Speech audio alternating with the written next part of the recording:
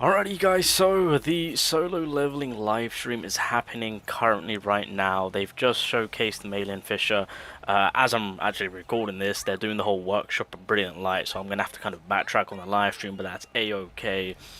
Now unfortunately, with a character showcase, unfortunately they didn't really go furthermore into looking into her passives A1, A2, all the way to A5, so that's unfortunate. But we have the foundation on what MEILIN Fisher is doing. Yes, it is confirmed that she is a water typing, and as I predicted, yep, she is a support character. That is right. Now again, I was told beforehand, that's all I'll say on that one.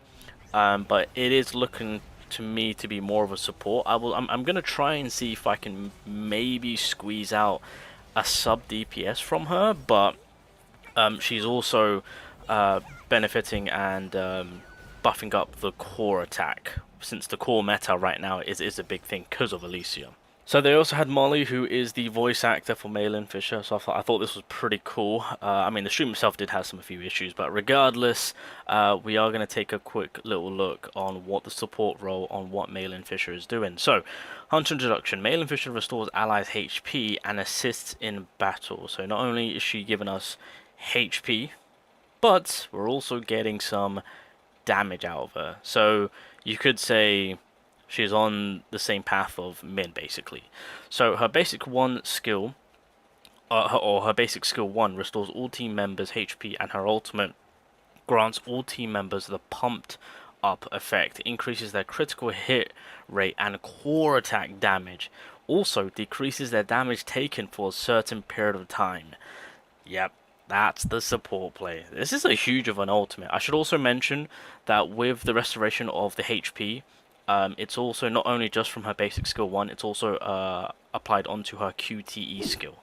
So as she's making her way in, as she's tagging herself in, of course, that's also another way to kind of get the HP restoration going on. So yeah, in all honesty, I think this is a perfect character to kind of throw in to have the complete package for the water attributes, to be honest.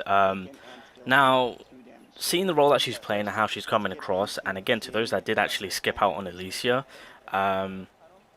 it's kind of questionable whether or not if you actually need to summon for her. I feel like she's going to be a fantastic support, but it's kind of up in the air right now if people want to skip. I feel like there is an opportunity and an option to potentially skip this character, but until I know furthermore on what she's actually doing in terms of dupes, etc., you know, we'll have to kind of tiptoe around it. So you can use the core attack by filling up the core gauge by using basic skills. That's kind of like a given. We'll play out the gameplay, of course, so you guys can check that out. Unfortunately, again, the live stream, I'm not sure what was happening. So here we go. Basic skill 1 causes the user to strike down at the enemy with their whip. Then it hits and all allies recover HP. Now, I don't know what percentage of HP, and I don't know what she's scaling off from. Probably HP, to be honest, since she is a support. Hopefully she's scaling off attack, so that way we can benefit from creating a sub DPS from her. But looking at her damage output, that's not really much of a sub DPS route, so that's unfortunate. Now, this little bugger right here makes it so that you do increased water damage, and I believe it allows her skill 2 damage to do more. So skill 2 summons a giant paw to smack the enemies. All team members core attack. What? Wait a minute. There we go. So basic skill 2 summons giant cat paws to smack the enemy. All team members core attack are enhanced. So that is also going to be huge. Again, we can already see. Now, I was actually going to do a video beforehand, just kind of hinting towards to say that she is also going to be a unit that's going to be catering to the core. But I just decided, you know what, let me just see the live stream, and lo and behold, it's still true. So the ultimate causes Berry, which is the cat, to do a massive destructive belly flop. It temporarily grants all team members the following: increased crit rate and core attack damage, decreases damage taken, and the pump up. Oh, and the pump effect, of course. So no crit damage, but crit rate to core attack damage. So again, this is full-on catering, in my opinion, to Alicia. So this is pretty much the final piece to the puzzle for the full-on water team. Again, it's more for Alicia, I would say, although I mean Jiwoo will also benefit from the increased water damage, of course, as well as the crit rate, because of course Jiwoo I feel like hopefully most have gone down that crit route built, and if you have, then obviously you can make good use of that, of course.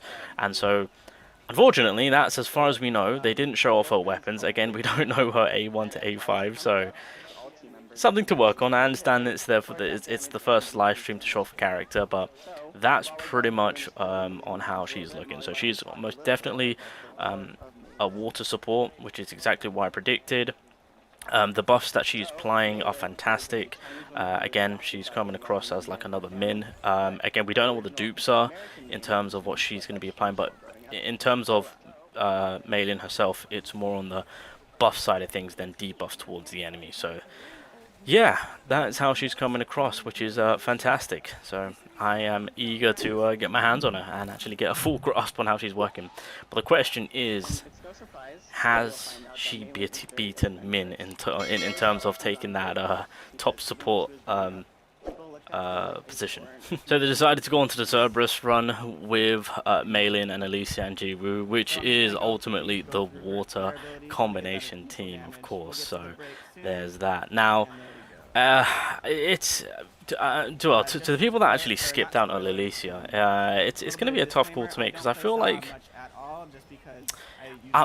see right now, if I had to say on whether or not if it's worth summoning or skipping, just knowing what she brings to the table, being MEILIN, of course, and that how she's supporting every other character. I mean, Min right now kind of provides that in terms of in the debuff route to allow you to do more damage, as well as also supporting you in that power gauge department, making it so that the users themselves, being the other characters, Alicia and Jiwoo or whoever, to come in to effectively use their skills more often, going into their ultimate, of course. Saying all of that, you know, it does kind of open up to say, if you want to skip, you can do so. And again, this is me saying it from not knowing what her weapon is doing, as well as what her dupes are doing. Again, I don't also know the full grasp on if there's anything more to her kit, but we have the initial premise on how she's working, which is still fantastic, with the HP healing provided on her skill 1 to her QTE, to then making it so that you can apply a debuff on the enemy, making it so that we don't take as much damage and they're taking more water damage, being specific water damage, to then the ultimate just kind of piling on, but more catering to the core attack. So if you're not really into the core meta, if that's something that you haven't really focused on, or your account isn't really up to scratch with, then you can really just cater to Min, if I'm being completely honest.